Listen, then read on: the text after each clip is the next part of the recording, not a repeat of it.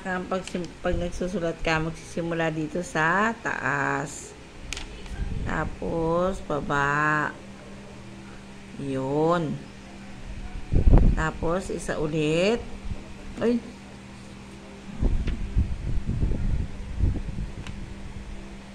Ayun. Ganon ha. Tapos dito, gawa ka ulit dito. Sa mga pagitan. Gawa ka lang sa mga pagitan ha. Tulad ng tinuro ko. Yan. Good. Isa pa. Yun. Kaya lang. Teka, burahin natin ha. Kailangan dito sa guhit. Diba? Katulad nito. Oh. Nakadikit siya sa guhit. Kaya may guhit doon ha. Oh, kulang. O, di bale sa susunod naman dito.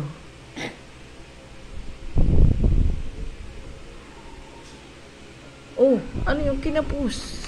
Burahin natin. Kailangan yung buntot niya, yung dulo, dumikit doon sa kabilang guhit. Di ba siya nakadikit dito sa guhit? Tapos yung isa, nakadikit din sa guhit. Pag nagsimula ka, ayun. Huwag masyado. Ay, tabingin na yung simo. Okay lang. Dito naman sa mga pagitan. Gawa na. Ayan. Sige, gawin mo. Ayun, ganon.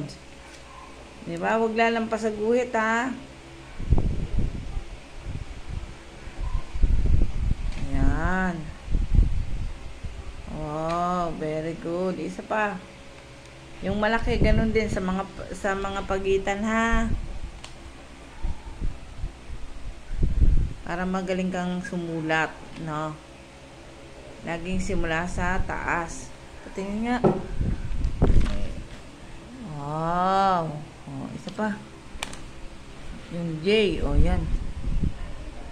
Diba?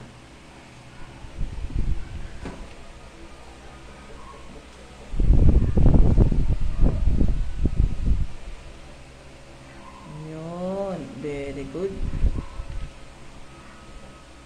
Wow, ang galing. Ayun. Very good pala eh. Yan. Wow. O, tapos yung mababa, may tuldok yan ha. May tuldok sa taas, di ba? Kung ano yung nakasulat, sundin mo. Yun.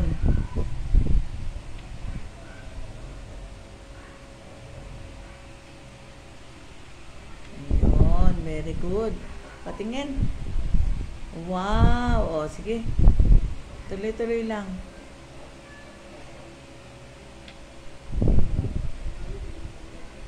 O, yan. Ang ganda. Wow. Ang ganda. Ang galing. Mamaya magkukulay tayo, ha? Ayun. Tapos, isa pa. Sige pa. Dito naman. Saan mo ito?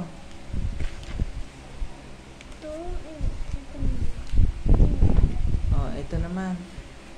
Kung ano yung nakasulat, sundan mo lang ha. Laging simula sa taas ha. Guhit na malaki. Patingin nga. Guhit ka muna ng isang diretso. Guhit ng isang diretso. Tapos, isang paganon. O, diba? Ayan. Wow. Ganon. O, very good.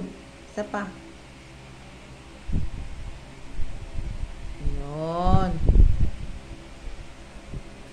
Ayan. Ganon na. Lagi.